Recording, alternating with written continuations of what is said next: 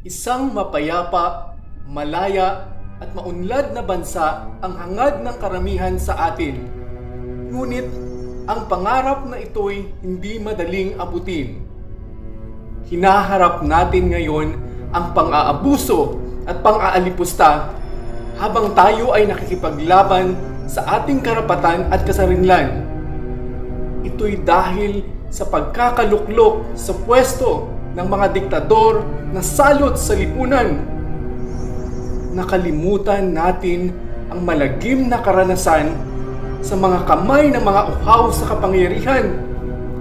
Kung nakaya natin noon, makakaya rin natin ngayon.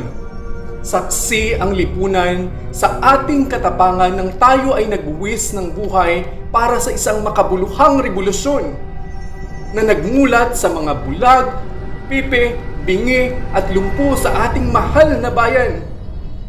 Patuloy nating linalabanan ang lantarang pagnanakaw sa gobyerno, pang-aabuso sa karapatang pantao at lahat ng uring pagmamaltrato na nagpapahirap sa ating lahat.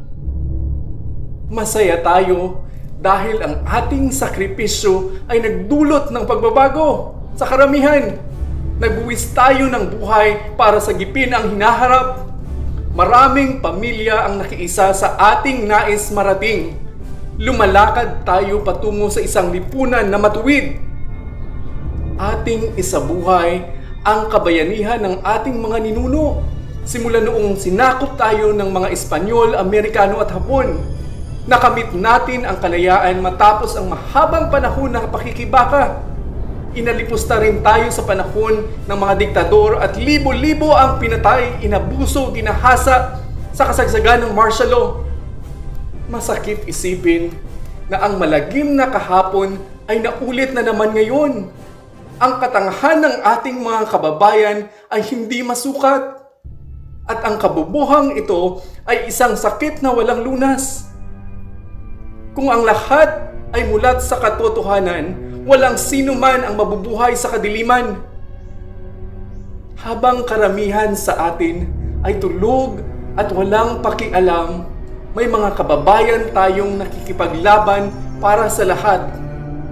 Ang kabayanihang ito ay nagsisibilbing ilaw habang ang bayan ay binubulag, inaapi at pinapaikot patungo sa malagim na bukas. Kahit ikaw ay tulog, isa itong masamang panaginip.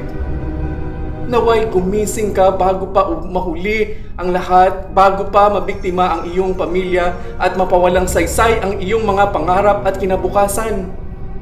Huwag kang umasa sa isang inutil na gobyerno dahil karamihan sa mga nasa pwesto ay bobo. Lumaban ka para sa bayan dahil nasa sayo ang tunay na kapangyarihan.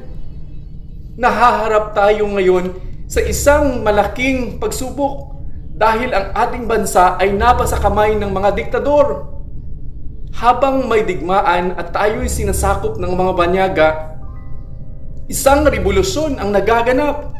Marami na ang namamatay at inaabuso, bata, matanda at kababaihan. May mga komunidad at institusyon na nawalan ng kalayaan at dumaranas ng pang-aabuso sa kamay ng mga diktador. Kagaya ng nakaraan, tayong lahat ay babangon muli sa pagsikat ng araw. Isang karangalan ang magbuwis ng buhay para sa bayan.